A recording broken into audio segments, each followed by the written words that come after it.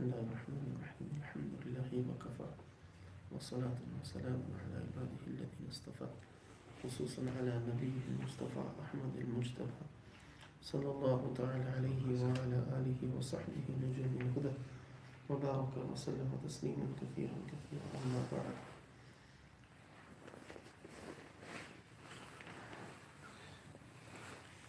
The chapter of the seal of prophethood was continuing from previous lessons, and moving on from there, Imam Tirmizi rahmatullahi alayhi has mentioned few more ahadith from this chapter to finish.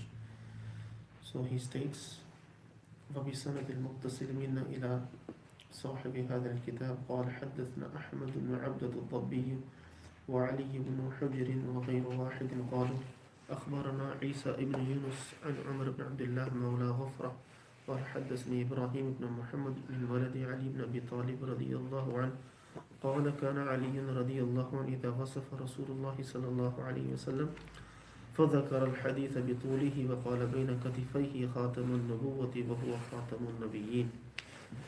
In this hadith, Hazrat Ali radiallahu anhu, he says that when he used to describe Rasul sallallahu alayhi wasallam, and he would give a detailed description, in between that description he would also mention that in between his shoulder blades was the seal of prophethood, and Prophet sallallahu alayhi wasallam is the last of all the prophets. So Hazrat Ali radiallahu anhu, he would mention these two things together, maybe indicating to the fact that this seal of prophethood that Allah Ta'ala gave Prophet sallallahu alaihi wasallam was actually one of the specific features which was exclusively given to Rasulullah sallallahu alaihi wasallam because of the fact that he was the last of all the messengers, no more prophets to come. So hence, to regard this as one of the khususiyat, and ulama, they have actually in the fadail of Rasul sallallahu alaihi wasallam, in the muhaddiseen, where they've established the chapter and they collected the ahadith in regards to the exclusive features of Rasul sallallahu alaihi wasallam, they have also included these points in there. Hence, this is why Ali radiallahu anhu is mentioning in this manner.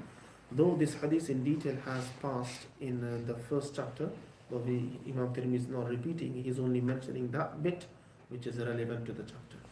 Moving on, inshallah. وبه قال حدثنا محمد بن بشار قال أخبرنا أبو عاصم قال أخبرنا عزرة بن ثابت قال حدثني علباء بن أحمر قال حدثني عمرو بن أخطب الأنصاري قال لي رسول الله صلى الله عليه وسلم يا أبا زيد أدر مني فامسح ظهري فمسحت ظهره فوقعت أصابعي على الخاتم قلت وما الخاتم قال شعرات مجتمعات. Hazrat Amr ibn Akhtab al-Ansari radiyallahu anhu, whose kunniyat was Abu Zayd, he says that once Prophet sallallahu alaihi wasallam told me while I was next to him, he told me, "Oh Abu Zayd, come close to me and massage my back." So he says that I started massaging the back of Rasul sallallahu alaihi wasallam. How blessed were the Sahaba that they were not massaging the back of their parents or teachers or elders, they were massaging the back of the Khatamun Nabiyyin. So Prophet sallallahu alaihi wasallam, he was very close to the Sahaba. He wouldn't feel hesitance in telling them, "Come, please help me out with this." So this is how Rasul sallallahu alaihi wasallam was. So Abu Zayd radiyallahu anhu, Hazrat Amr ibn Akhtab radiyallahu anhu, he went and he massaged. He says, while I was massaging his back, obviously the whole back, he said, فَوَقَعَتْ أَصَابِعِ عَلَى الْخَاتَمِ. My fingers, it so happened that they were placed on the seal of prophethood. And this was, as the narrators they mentioned clearly, without a cloth. This was directly on the back of Rasul sallallahu alaihi wasallam. So the Sahab, the Tabi'i, who he is narrating to, he asked Ilba rahimahullah, he asked that what is the khatam? What is it? Can you describe it further? Not that they never knew what is the khatam, but what they mean is give us further description. So this Sahabi, in this occasion, he only said sha'aratun mujtami'at, that some scattered numerous hairs, a collection, a combination of hairs. If you remember, I mentioned before that there were hairs around the seal of the prophethood, and this was one feature. The reason maybe this Sahabi did not describe it any further What was the size of it? Was it emerging out of the skin? Was anything written on it? He did not describe anything else. Maybe because he felt that this thing is being missed out in the other descriptions. So maybe he, to just emphasize, yeah, there were hair around it as well, along with the other things, there were hair around it as well. So this is what the Sahabi narrated. Moving on, the Imam Tirmizi rahmatullahi alayhi. You see, the reason I read the Arabic is there is a different barakah in reading the Arabic because it is transmitted with the chain of narration all the way without unbroken link, and it brings its own barakah and its own rahmah. وبه قال حدثنا أبو عمار الحسين بن حريث الخزاعي قال أخبرنا علي بن حسين بن باقد قال حدثني أبي قال حدثني عبد الله بن بريدة قال سمعت أبي بريدة يقول رضي الله عنه يقول جاء سلمان الفارسي رضي الله عنه إلى رسول الله صلى الله عليه وسلم حين قدم المدينة بمائدة عليها رطب فوضعها بين يدي رسول الله صلى الله عليه وسلم فقال يا سلمان ما هذا فقال صدقة عليك وعلى أصحابك فقال ادفعها فإنا لا نأكل الصدقة قال فرفعها فجاء الغد بمثله فوضعه بين يدي رسول الله صلى الله عليه وسلم فقال ما هذا يا سلمان فقال هدية لك فقال رسول الله صلى الله عليه وسلم لأصحابه أبسطوا ثم نظر إلى الخاتم على ظهر رسول الله صلى الله عليه وسلم فآمن به وكان لليهود فاشتراه رسول الله صلى الله عليه وسلم بكذا وكذا درهما على أن يغرس لهم نخيلا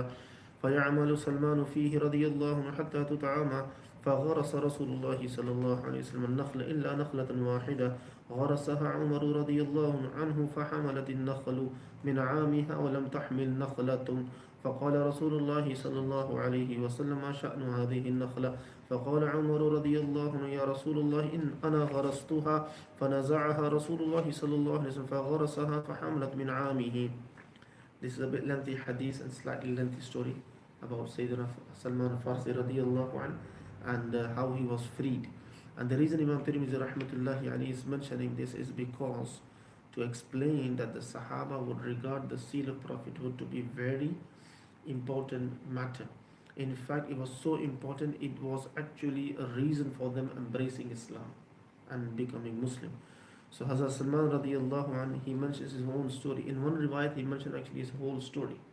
I will translate this and I will mention the story of Hazrat Salman radiyallahu anhu.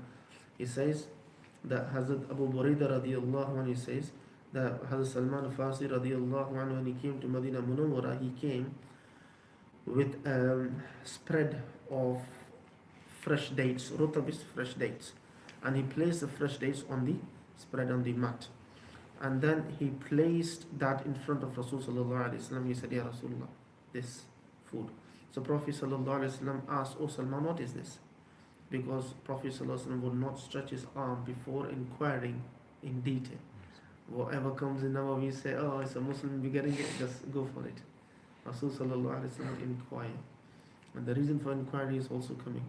He said, "Oh Salman, what is this?" Hazrat Salman radiyallahu anhu said, "Ya Rasulullah, this is sadqa on you and on your Sahaba." Prophet said, "Take it away, because we do not eat sadaqah. Take it away from us. Idfa'aha." Right, lift it up. Then the Ravi says that Hazrat Salman radiyallahu anhu took it away. He came the day after, or according to some narrations, later on in future, with the similar mat and spreading and similar fresh dates on it. And then he placed in front of Rasul sallallahu alaihi wasallam. Hazrat Muhammad sallallahu alaihi wasallam asked, "Oh Salman, what is this?" Then he said, "This time, this is a gift for you, hadiyah for you." Prophet sallallahu alaihi wasallam said to the Sahaba, "Come on guys, ubsutu, spread your arms and join in." Then Hazrat Salman radiyallahu anhu, he observed nazara, he observed the khatam, the seal of prophethood on the back of Rasul sallallahu alaihi wasallam, and he embraced Iman after that. Shows that Hazrat Salman radiyallahu anhu was looking up for these signs before his accepting Iman. Then the Ravi mentions that وَكَانَ لِلْيَهُودِ, that Salman radiyallahu anhu was actually a ghulam of a Yahudi. He was a slave of a Yahudi at that time, but Prophet sallallahu alaihi wasallam bought him for such and such dirham, a huge amount it was. And then number two, on the fact that he, i.e. Salman radiyallahu anhu, will grow or will plant 100, it doesn't mention the way, but he will plant so many, a garden of date palm trees, yeah. And then Hazrat Salman radiallahu anhu will work in it, water it, look after it, maintain it until they start giving fruits and dates. So Prophet sallallahu alaihi wasallam, on behalf of Salman radiallahu anhu, he himself with his blessed hands planted the whole garden. And then what happened, within the very same year, did not even wait for the next year for it to ripe and then give the fruits. Within the same year, out of the usual, the tree started giving the dates, except one date tree. So it came out to be the Hazrat Umar radiallahu anhu, actually, when he saw Prophet doing so much, he participated in planting one date tree. So Hazrat Umar radiallahu anhu's planted tree did not give any dates. Prophet inquired, what's wrong with this tree? Because he never knew until then that 99 has given the fruit, the dates, and this tree has not given the dates. So Hazrat Umar confessed, O Prophet of Allah, to help you, I did that. So that at least some way we can share with you. Allah, imagine 100 date palm trees the Prophet planted himself for freeing a ghulam. How much concern he would show for Sahaba. So Prophet ﷺ, what did he do? He removed that date tree out of the ground, and then he cleaned it, and then he prepared the earth, ground, and then soil, and then he planted it back again. It so happened that within the same year again, along with the others, that tree as well gave out dates. So this was the mu'jiza of Rasul sallallahu alaihi wasallam. This hadith, Imam Tirmidhi rahmatullahi alayhi has mentioned in a bit of brief and brevity. However, in certain other books of ahadith, this hadith is mentioned in a bit of detail.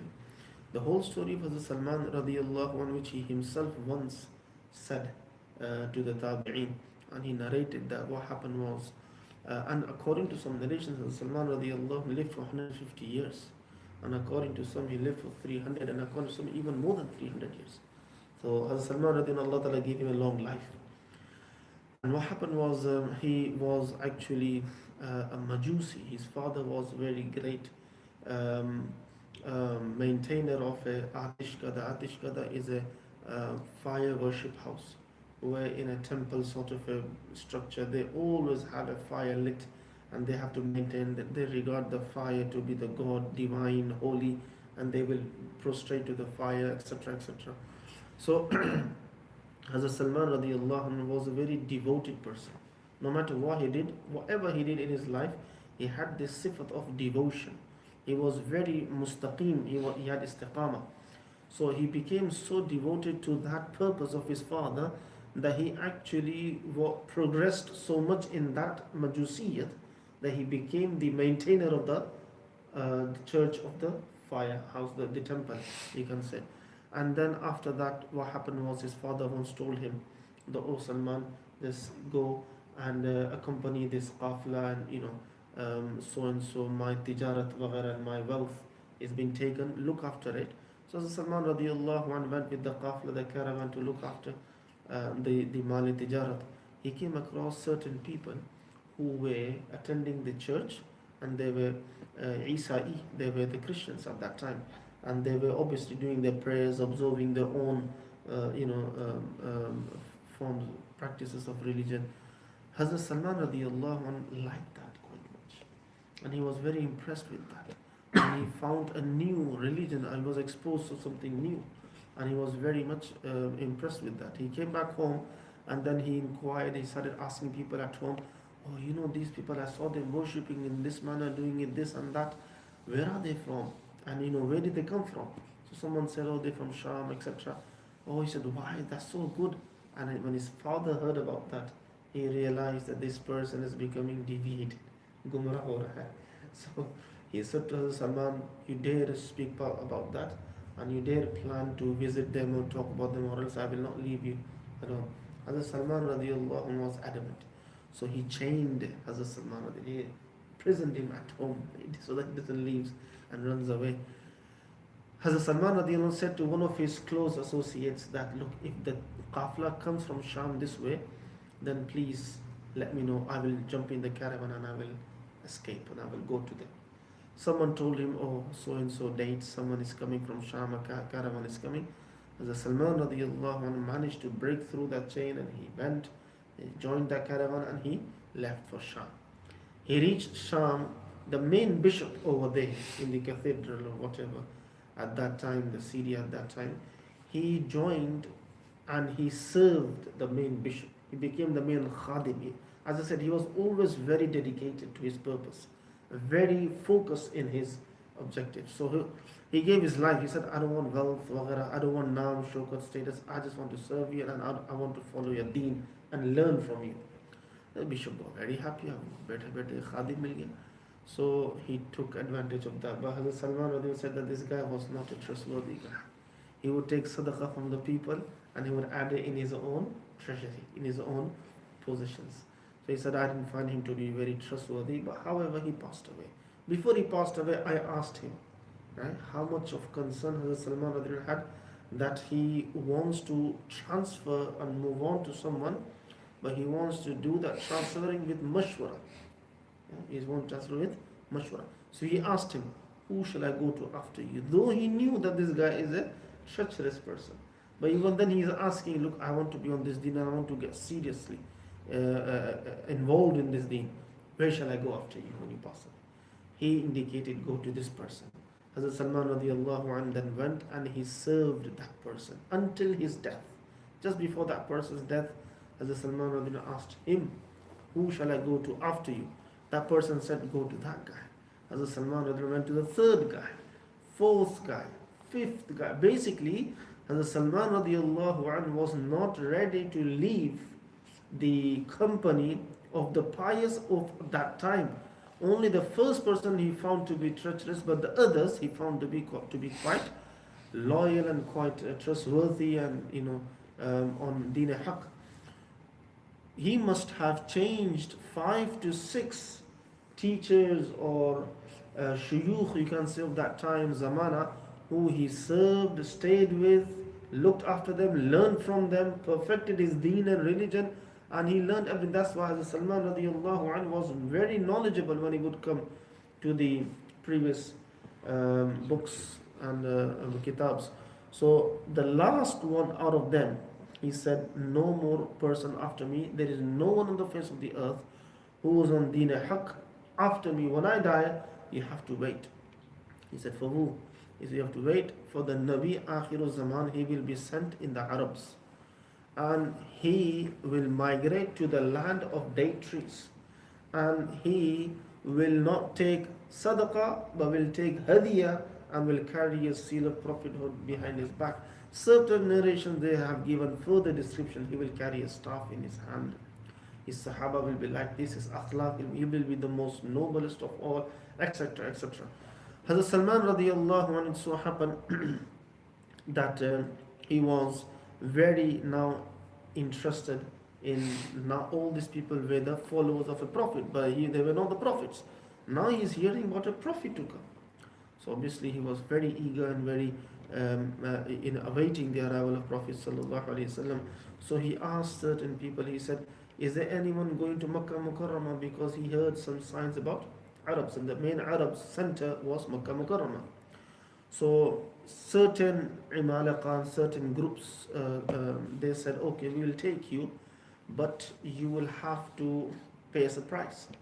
Hazrat Salman radiallahu anhu, from the last sheikh or teacher he had some cows and sheep and cattle who he was looking after. He said, okay, all of these animals yours because they're mine now, they belong to me, so I will give them to you as a price. Just deliver me to Makkah Mukarramah. They took him, but they did zulm on him. They enslaved him, and they actually went to Makkah Mukarramah. They said, oh, this is a slave. So a person who was free to be then labeled as a slave is actually one of the major sins in Islam. Obviously, Islam neither. But he was then sold in the market. And who bought him? A Yahudi from Banu Qurayza bought him, who came from Medina Munawwara to Makkah Mukarramah to sell their goods. Because Makkah Mukarramah they used to buy goods from outside. This Yahudi took Salman radiallahu anhu back to Medina Munawwara. When he saw the land of date trees, One other thing that the last person said, that the land will be of date trees. However, from two sides it will be covered with rough stony area. So it will not be a walkable area, it will be stony area, and that was the description of Medina Munawwara. So Hazrat Salman Radina reached Medina Munawwara and he started serving his master over there. When he heard that a prophet has emerged and he has risen in Makkah Mukarramah and is claiming to be a prophet, it comes in one riwayat that Hazrat Salman radiallahu anh actually went to Makkah Mukarramah. Actually, initially went to Makkah Mukarramah, and the first incident of presenting the rutub for sadaqah happened in Makkah Mukarramah. And then he presented the second Dastarkhan when Prophet ﷺ migrated to Medina Munawwara. That's one narration opinion. Other is no, both happened in Medina Munawwara. In either case, Hazrat Salman radiallahu wanted to test Prophet ﷺ before he actually accepts and embraces Iman. So he presented sadaqah. Prophet ﷺ said, Inna la na'kulu sadaqah. This is mutakallim. Yeah? So we do not eat. What does Prophet ﷺ mean by we? One of the meaning is we. Prophet ﷺ is referring to himself as a sharafa, as a humbleness. I doesn't always seems very appropriate. So at times the Arab would use we. So Prophet ﷺ referring to me means I do not take sadaqah. I'm a prophet. Second meaning, the ulama they say, is we we the prophets. We do not take sadaqah. And hence the prophets were not allowed to take sadaqah. Because sadaqah is what? It is the rejected. It is the safaikia, rejected wealth that people have rejected to clean the other wealth. So when those who give zakat, zakat is called zakat because it's purifying the remains. So this is that which doesn't belong. It's not that it's napak or najis for others.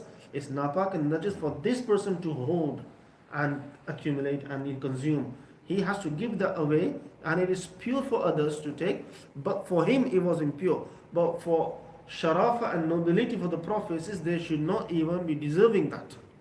I don't think the prophets they're in need of that. So Allah subhanahu wa ta'ala tells the prophets, you don't take that, give it to the fuqara. So Prophet ﷺ saying, me and the prophets are not allowed this sadaqah.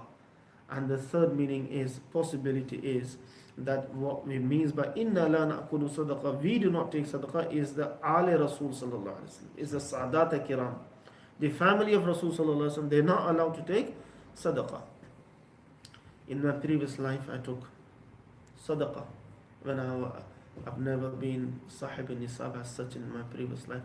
So someone gave sadaqah, I took it and I put it in the academy. When I realized that we are alhamdulillah, summa alhamdulillah from the Sadat, so I had to now give that back to the fuqara because I took that and took it in the academy. So and I can't take sadaqah. So I have to return that back as a matter of mas'ala. So sadaqah cannot be taken by Prophet sallallahu alaihi wasallam and Ali Rasul sallallahu alaihi wasallam. So anyway, these are the possibilities, and this is what Prophet sallallahu alaihi wasallam probably meant.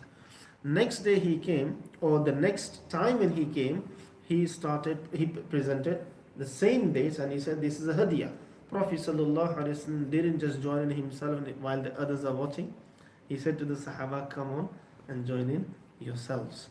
So from this one etiquette we know, if food is being presented, if you can share that with all the others present, then you should do that. This is sunnah, and this is the etiquettes of the majlis. However, if there is certain things special given to you and not worthy of sharing it, not worthy means not appropriate of sharing it with everyone else, then that should not be shared. So this is why when someone ever comes and gives something to you, you should very carefully ask. Just a story coming in mind, someone came and asked, someone came and brought a watermelon to Hazrat Thanvi rahmatullahi alayhi. And he said to him, Hazrat, this is for you and your family. So what he did, there were people around. He kept it on the side. He did not give it to anyone. Now why? Because his family shared.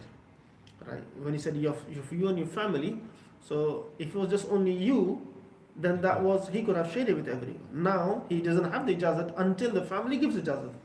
Akabirin were very particular about this. That's why they would ask, kiske liye, who is it for, etc. So Hazrat Thani rahmatullahi alayhi is reported when he took that, he told his khadim at home that cut into half because he had two wives. So one for this wife, one for that wife. He said, be very careful how you cut. So the khadim, when he cut in half, then he was there and he thought, he said, oh Allah, what if this side is more sweeter than that side? Even that will not be adl and insaf between the two wives. So careful. So Hazrat Thani said, make half of this side and make another half of this side and switch the other. So the point to mention is, if you look at the stories of our Kabirin, they were very careful in regards to when someone will bring a hadiyah. So when someone brings a hadiyah, we shouldn't be just like, here, give it to Jazakallah, and just stretch our arms and take it, off we go. Rather, we should be certain that who is it for, right? If it is just for you, then fine. Second thing, one another adab is when people they give hadiyah, they have ajibu gharib expectations, and this is a very common fault amongst those who are giving hadiyah. When people give hadiyah, they as if saying, I want this to you, go to you, but only you should have it, no one else should have it. This is not right. If a hadiyah is given to me, I am mukhtar and I've got the option of using it the way I want. Now if I want to use it, I'll use it. If I don't want to use it, I can give it to anyone else. A hadiyah basically means that you are transferring something of value from your possession to someone else's possession, and you have given it in his hands. If you just say to that person, hadiyah for you, you have not given it to him. I've gifted it to you, but you have not, given it to him physically. Handed it over to him. That's not hadiyah. Zubani kharaj and is like giving someone lollipop. So this is not hadiyah. So hadiyah is when you actually make niyat and you give it to him, you say this is hadiyah for you. These lessons are so important. Recently someone called me and there was, may Allah forbid, may Allah protect our khandans and families, a split husband and wife. They got divorced. And at the time of marriage, how much hadiyah is given normally shared across both sides? Tons. Yeah, in certain families, it's tons. It's so much gold, this, that, dresses, worth of hundreds and thousands sometimes. And the whole clash was on hadiyah. And because when people give hadiyah and they take hadiyah, right, they don't know the masail and the etiquettes of that. As a result of which, misunderstandings, zulm, injustice, buhtan, accusations, and all sorts take place. So when a person understands the rules of hadiyah, all these issues will be resolved. So anyway, Hazrat Salman radiallahu anh brought hadiyah. Next day Prophet had it, he gave it to others, and then ثُمَّ نَظَرَ إِلَى الْخَاتَمِ. And then it comes in the detailed riwayah that Hazrat Salman radiallahu anh, after giving that dates, he came and he stood behind Prophet sallallahu alaihi wasallam, observing, looking like that and like this. And Prophet sallallahu realized. So Prophet sallallahu alaihi wasallam lowered his top garment so that Hazrat Salman radiallahu anh could actually see that. It comes in the riwayah. Hazrat Salman radiallahu anh was very emotional when he saw that. He went and he hugged, he kissed the seal of the prophethood of Rasul sallallahu alaihi wasallam, and then Prophet called him forward and he said, tell me your story. And according to one narration, Prophet knew, but he just wanted him to say it. So Hazrat Salman he embraced Islam and Shahada at that time. And then what to say after that? Subhanallah, what to say after that? Hazrat Salman radiallahu anh, as I said in the beginning, this Sahabi had the quality of devotion. He gave everything to Rasul sallallahu alaihi wasallam, everything.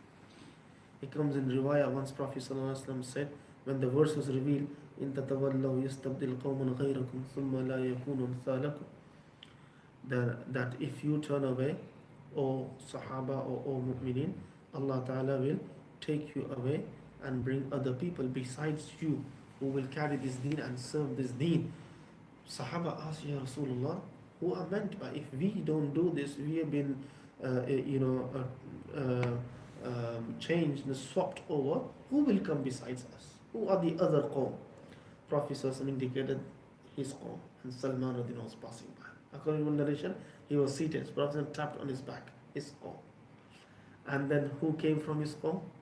Imam Abu Hanifa rahmatullahi, Imam Bukhari rahmatullahi, Allahu Akbar. What can be said regarding these two elders? In fiqh, you won't find a match of Imam Abu Hanifa. In hadith, you won't find a match of Imam Bukhari rahmatullahi alayh. So these two giants and many others, many more, that even we might have not heard that common name, they all came from the same place of Hazrat Salman radiallahu anhu. Prophet sallallahu alayhi wasallam said in the hadith, mashhur hadith, is a sahih hadith, that لو كان الدين عند الثريا لنالته الرجال, or to the nearest meaning, that that if ilm and deen was even to be placed as far as the star Thuraya, as far away star, that is what Arabs would call it, very far away, it would shine, and Arab used to call that star Thuraya. And it was a darbul mithal, means it was sort of an example amongst the Arab. Oh, where are you going? I'm traveling as far as Thuraya. Means I'm traveling beyond your imagination. I'm traveling very far. So that Thuraya was like a darbul mithal. So Prophet ﷺ said, even if deen and ilm was as far as the star Thuraya, then his offsprings, i.e. Salman Radin's offsprings, they will be able to bring that out, ilm, and present it to the ummah, my ummah. And according to many ulama, Jalaluddin Sayyidi rahimahullah, many other akabri, they say the Prophet ﷺ is referring in this hadith to Imam Abu Hanifa. And some would say this is reference to Imam Bukhari rahmatullah. However, the right opinion is all of them are intended. So this was Salman Farsi radiallahu anhu. But can you imagine in this riwayah, we'll finish this dars inshallah. Can you imagine how much did Prophet sallallahu alaihi wasallam do to free him? Let me just give brief description. Last time I went to Umrah, to those of you who've been in the ziyarat, sometimes they do take you to the garden of Salman Farsi. At this moment in time, the garden is not there. So if any taxi driver, anyone has taken you, showed a garden to you and said to you, this is Salman Farsi garden, that's wrong. Because as a matter of fact, date palm trees, they do not last more than 100 years. After 100 years, they're done, they're finished. So, however, there is a garden, and next to that is a bordered wall.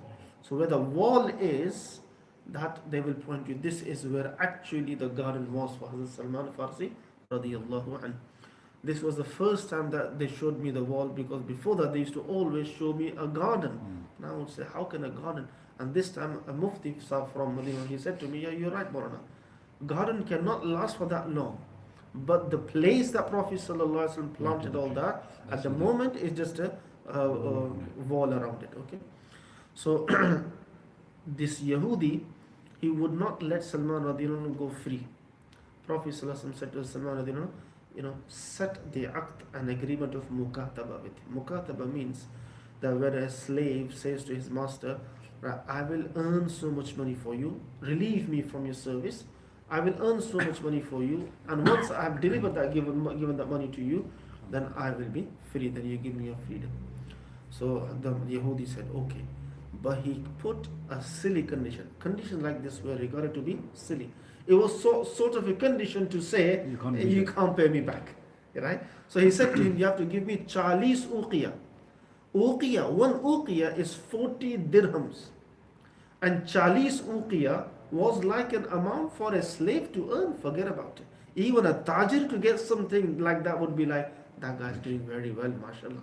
Ordinary businessmen were not able to achieve that much as well. What can a slave get? Who will recognize him? Who will trust him with money? Because they know he's a slave. He can't do much. Whatever he will get, it will be to his masters. So for a ghulam and a slave to be given this sort of a target was unachievable, unreasonable, and it was sort of a laugh stock. It was just like a laughing on him. Hazrat Salman Radhili came back and he was hopeless. He said, Ya Rasulullah, this is what this guy said. Forget it. I rather die as a slave. Prophet said no. Few days later, this is how, Ummid Afza, he used to create hope. He used to enlighten people's lives. He used to bring smile to people's face. He used to give them life. Allahu Akbar. The Rasul akhlaq, if you see, and hence if you see many akabirin, they were like that. So Prophet ﷺ said to Hazrat Salman, don't worry, leave it with me. After a few days later, some mal came to Prophet ﷺ, and a lot of gold and silver and a lot of jewelry came. Prophet ﷺ said to Salman, go take this all and in one go settle the money record. Then the second part of the agreement was the gardening bit. Prophet ﷺ, when he settled the money bit, the Yahudi master was amazed. He thought he's won lottery or something now, in that sense, that he's won some great treasures from somewhere. Little, that he had a big force and a support behind him. And then after that, Prophet ﷺ said to the Salman, come, let's set and let's plant this garden for you, master. And Prophet ﷺ planted each and every tree with his own hands. 100, until Hazrat Umar radiallahu anhu came and he said he participated by joining into one, because when he knew the Prophet ﷺ was doing it himself, there was a reason, but he felt pity at the end. How much is our master going to do? So when he did that one, the mu'jiza which was in the hands of Rasul ﷺ was obviously not in the hands of Hazrat Umar ibn Khattab radiallahu anhu. So two mu'jiza. Number one, that the dates, that you have to, one thing to get dates from a palm tree, you need to plant in the right season. If you plant it in the wrong season, you won't get the dates. So you have to be careful. And number two, you have to look after it, especially in its initial days. Prophet ﷺ planted in the wrong season, and it in the very same year, which is impossible. Dates come out next year. Same year, within few months, the dates came. So two mu'jizat of Rasul sallallahu alaihi wasallam. For the Yahudi, he was stunned to see what he has seen, and then obviously after that he freed Hazrat Salman radiallahu anh. So the Salman radiallahu anh, he kissed the seal of the prophethood and he observed it, and that was the reason for his iman.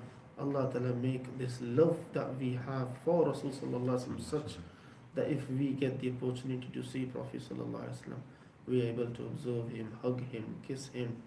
Subhanallah. This was so prevalent in those days. Even now, inshallah, next week we will have Sheikh Yaqub Madani,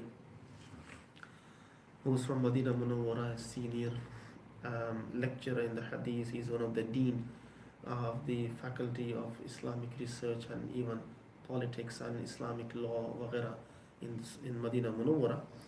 And for 21 years he was a khadim of Hazrat Sheikh Zakaria rahmatullahi alayhi. His father was bay'at to Hazrat Mullah Khalil Ahmad Sahnapur, Sheikh of Hazrat Sheikh Zakaria. 21 years he was nourished in the lap of, in the tarbiyat of Hazrat Sheikh Zakaria. Though he was such an academic, so highly talented, that before he completed his doctorate, when he wanted to go to Makkah Mukarramah, the seniors in Madinah Munawwara stopped him, and they held a special meeting just to offer him a plan, a stay, because they said, if you go, you are the only one in the whole of Madinah Munawwara who's got Mumtaz in the PhD. He got Mumtaz, and that was the only individual at that time, one single person. They said, if you go, we've lost everything. For you, we rather to amend our rules, and you being a student here, we are ready to employ you and you be the teacher. That was not in the rules before. So they amended the rules for him. And subhanallah, him and Hazrat, they used to play together. Our Hazrat, they used to play together when they were young. So much so, I've just heard today, when I was here, because they're in Darul Bari now, I heard the Hazrat today or yesterday, he went to Bukhari class in Darul Bari, and he said out of happiness, and when big people, they say something, and they do say something out of some reason. It's not just Zubani Kharj. He said, Inshallah, and he held Sheikh Yaqub in his hand. He said, Inshallah, me and this person will enter Jannah together. The person, Mawlana Yusuf, who was with them all the last 4 days, he was saying that all I saw was Hazrat sometime kissing his forehead, kissing his hands, hugging him, and him doing the same to Hazrat. Such love and bond. So even the Sahaba, if you look at it, and if you go to Madinah Munawwara, the old people, out of love, sometimes they'll kiss on the shoulder, they'll kiss on the forehead, they'll kiss on the hands. That love that you can see is amazing, is muhabbat, khalis muhabbat. And hence, You know, if you see them, you will feel like that they are more than blood brothers. But this is ukhuwat fil Islam, this is hub fillah, this is love for the sake of Allah that takes a person to Jannah. And he held his hand today, Hazrat, he said, Inshallah, Allah ne chaha hum Jannat mein isi tarah dakhil honge. Hazrat has never said that regarding anyone until today. We first time ever heard of that. There are many people who've been very close to Hazrat, but this person, Hazrat has said such an amazing statement, unbelievable. So inshallah, it'll be very blessed to have him next Thursday. Allah Ta'ala give us tawfiq to benefit from the Akabirin who have served Deen, served Islam, served Hadith Sharif, who have lived their life for the sake of the Ummah of Rasul Sallallahu Alaihi Wasallam. And Allah Ta'ala grant us the love of Rasul Sallallahu Alaihi Wasallam, accept our dars and make a means of our salvation in the hereafter. Allah Ta'ala make this a means of our closeness to Rasul Sallallahu Alaihi Wasallam. And Allah Ta'ala grant us love for the obedience of Rasul Sallallahu Alaihi Wasallam through this, inshallah. آخر دعوانا الحمد لله رب العالمين جزاكم الله خير. I have made some nabis. I'll bring nabis inshallah. Just give me 1 minute. I will quickly do nabis. One thing that when Hazrat Shaykh Zakram Bali came to Darul Ulum Bari last time before he passed away, one of the last nasiha that he gave with his own mouth, all the other nasiha he gave by others, one of the last nasiha that he gave was that प्यारों जितना हो सके सुन्नत पर अमल करो, और अगर सुन्नत पर अमल किसी वजह से ना हो सके तो उसके छूटने का इतना अफसोस करो जितना मिठाई वगैरह के छूटने का अफसोस होता है. You know, just like we like something, we desperately need मिठाई. He gave example because हिंदुस्तानियों के लिए मिठाई is a big thing. You know, for them मिठाई will be like wow, because so mithai ke misal is like something that you really love to eat and you crave for and you missed it. How much of sauce you will have that you will feel it in your heart again and again eating. So when you miss a sunnah, have the same feeling of missing and regret, even if you couldn't do it. Inshallah, with that feeling, next time you will get the tawfiq to do amal on that. One of the sunnahs, inshallah, is, well, last time we covered, I think, Surah Baqarah की आखिरी 2 आयत है, isn't it? Yeah. Moving on from there is Surah Kafirun. Did you do that last week? Surah Kafirun, to read that has also been emphasized in the hadith. It comes in one hadith that Prophet ﷺ said that whoever reads قُلْ يَا أَيُّهَا الْكَافِرُونَ at night, then number 1, he will get the reward of 1/4 of the Quran, 1/4 of the quarter of the Quran Kareem recitation reward. And number 2, shayateen, not shaitan, shayateen will be distanced from him. Number 3, he will be freed from being a mushrik, and Allah's ko shirk se najat denge. And number 4, he will be given refuge from a dreadful sleep, means a sleep with khawf and khashya. You will not wake up like sudden fear or stricken with fear like that. And number 5, the 5th thing is, Prophet ﷺ said, Muru sibyanakum yaqra'unaha 'inda an-nawm fala yu'rad lahum shay'. That command your children to read Surah Kafirun before they go to sleep so that they are not affected with anything at night. So even for children, this should be prescribed. Have you read your Surah Kafirun or not? Read it loudly so that I can hear you. So at home, whenever I send my children to bed, I tell them specifically every night, read 4 quls, Qul al-Kafirun, and all the remaining quls, Ayat al-Kursi and all of this, and read it with a bit of voice, right, so that they get this into a habit. And when children get into a habit of this, they'll have a peaceful sleep. So these things are important. Thereafter, Surah Ikhlas and Mu'awwazatayn should also be read, and then it should be blown in the hand, and then both the hands should be passed over the body. It comes in riwayah, Hazrat Aisha radiyallahu anha, she says that Prophet sallallahu alaihi wasallam, whenever he would retire to his bed, he would blow in his palms and read the Qul Huwallahu Ahad and Mu'awwazatayn, and then he would pass and wipe his whole body, starting from his face and wherever his hands would reach. So there are 2 types of riwayat. The first riwayat is Prophet ﷺ would first blow, then recite, and then pass his hands. Second type of riwayat is Prophet ﷺ would recite, then blow, and then pass the hands over all of his body. So both of them are mentioned. And the last thing is Surah Alif Lam Mim Sajda, Surah Mulk, Surah Bani Israel, or Surah Zumr should be read at night. In regards to Surah Alif Lam Mim Sajda and Yasin, it is reported in a riwayah that Prophet ﷺ would not sleep until he would not recite Alif Lam Mim Sajda and Surah Yasin. This was his daily routine. Before going to sleep, he would recite this. Ulama, they say you can even recite this from after Maghrib. In fact, some even say you can even recite it from after Asr to make it easy. But best is after Maghrib until you go sleep. And Surah Mulk, we know the famous hadith Prophet ﷺ said, he'll be saved from the azab of Qabr. As a Shaykh Yunus Dam Barakatuh Rahmatullahi alayhi, in fact, once I was with him in Hazrat's house in Darul Bari, and he was giving nasiha. One of the nasiha he was emphasizing a lot. And I saw him actually asking individually, people sitting in the room, do you read Surah Mulk at night? Do you read Surah Mulk at night? Do you read Surah? So he was showing the importance of that. In the Akabirin, Surah Mulk at night was very important. How long it takes? And this is what he said, कितनी देर लगती है? 2 minute, 3 minute. इसके लिए तुम कब्र के अंदर अजाब के खतरे को बरकरार रखना चाहते हो. Have the guarantee of no azab in qabr, read it every night. So Surah Mulk is also very important. And in fact, there are many stories mentioned that a person passed away, he was seen in the dream, and someone asked what happened in the grave. He said that I was very afraid and I saw the azab emerging, but suddenly I saw Noor entering and saved me from the azab and inquired, who are you?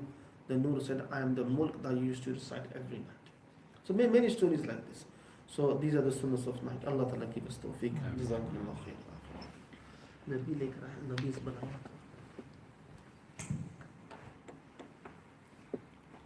Kashe? Yeah.